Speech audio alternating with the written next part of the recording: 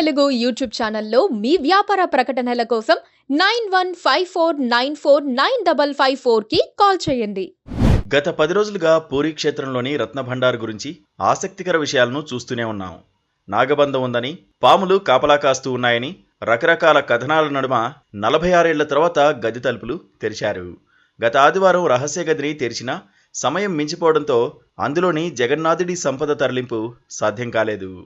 దీంతో గురువారం ఉదయం ప్రభుత్వం నియమించిన పర్యవేక్షక కమిటీ సభ్యులు జగన్నాథ ఆలయంలోకి వెళ్లి స్వామివారికి ప్రత్యేక పూజలు జరిపారు. అన్ని రకాలుగా భద్రతా చర్యలు తీసుకుని వెళ్లారు.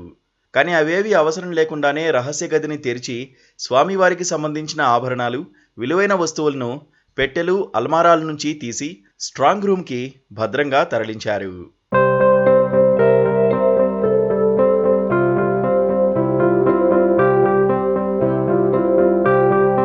దేశ ప్రజలంతా ఎంతో ఆసక్తిగా ఎదురుచూస్తోన్న పూరీ జగన్నాథుని రత్నభండార్ రహస్య గదిని గురువారం తెరిచి సంపదలను తరలించారు. ఈ గదిలో భారీ పెట్టెలు, అల్మారాల్లో దాచిపెట్టిన స్వామివారి ఆభరణాలను ఆలయ ప్రాంగణంలో తాత్కాలికంగా ఏర్పాటు చేసిన స్ట్రాంగ్ రూమ్లోకి చేర్చారు.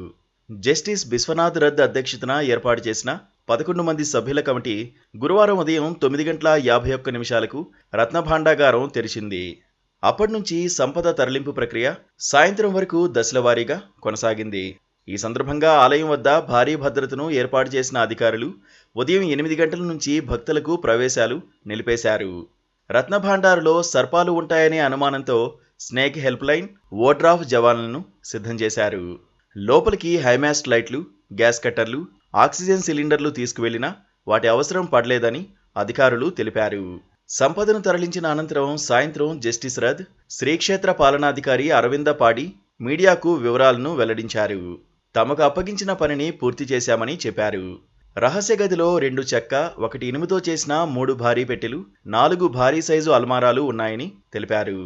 ఆ అల్మారాల్లో 3 కలప, 1 స్టీల్, చిన్న కంటైనర్ తరహా పెట్టెల్లో స్వామివారి ఆభరణాలు దాచిపెట్టారని తెలిపారు. అయితే వాటి వివరాలను బహిర్గతం చేయకూడదని జస్టిస్ రథ్ పేర్కొన్నారు. అయితే స్వామివారి సంపద భద్రంగా ఉందని, ఎక్కడా చెక్కు చెదరలేదని అన్నారు. అయితే రహస్య గది నుంచి సొరంగ మార్గం అంశాన్ని తాము పరిశీలించలేదని, ప్రభుత్వ మార్గదర్శకాల్లో దీని ప్రస్తావన లేదని స్పష్టం చేశారు.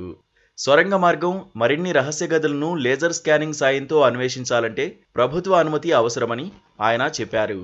మరమ్మతులు, సంపద లెక్కింపు పూర్తయిన తర్వాత కమిటీ సమావేశమై రహస్య గదుల అన్వేషణ గురించి ప్రభుత్వానికి సిఫారసు చేస్తుందని జస్టిస్ బిశ్వనాథ్ రథ్ పేర్కొన్నారు.